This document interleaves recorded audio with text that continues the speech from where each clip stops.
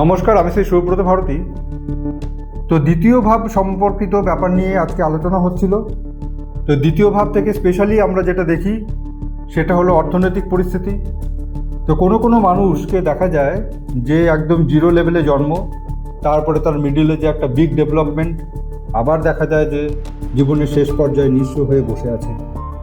তো এই যে গ্রোথ অ্যান্ড ডেভেলপমেন্ট এবং তারপরে জিরো হয়ে যাওয়া, জিরো থেকে ওঠা জিরো হয়ে যাওয়া, এটা কিন্তু জন্মকুণ্ডলীর মধ্যে অবশ্যই লক্ষ্য করা যাবে।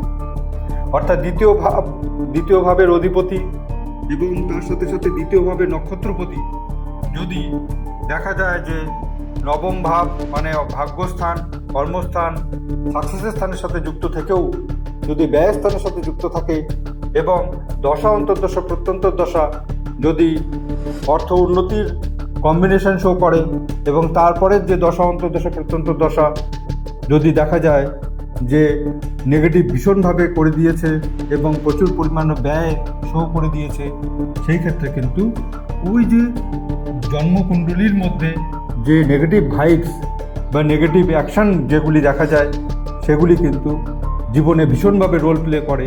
অর্থাৎ কোনোরকমভাবে সেই জাতককে ডেভেলপমেন্ট করাবে, আবার ডিটোরেশনও করাবে।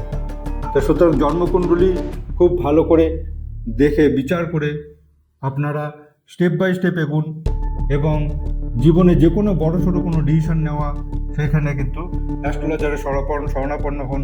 আপনারা যদি আমার নাম্বারে বুকিং করাতে চান তাহলে এখানে বুকিং নাম্বার দেওয়া হচ্ছে, এই বুকিং নাম্বারে আপনারা বুকিং করাবেন। নাম, জন্ম তারিখ, সময় অবশ্যই লাগবে এবং তার সাথে সাথে দুটো হাতের ছবিও লাগবে।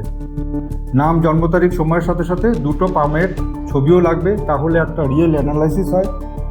সেই ক্ষেত্রে কিন্তু অনেক ক্ষেত্রে আমরা জন্মকুণ্ডলী থেকে বা জন্মছক থেকে অনেক কিছু বুঝতে পারি না, আমরা পাম রিডিংয়ের মাধ্যমে সেগুলি অ্যানালাইসিস করতে পারি।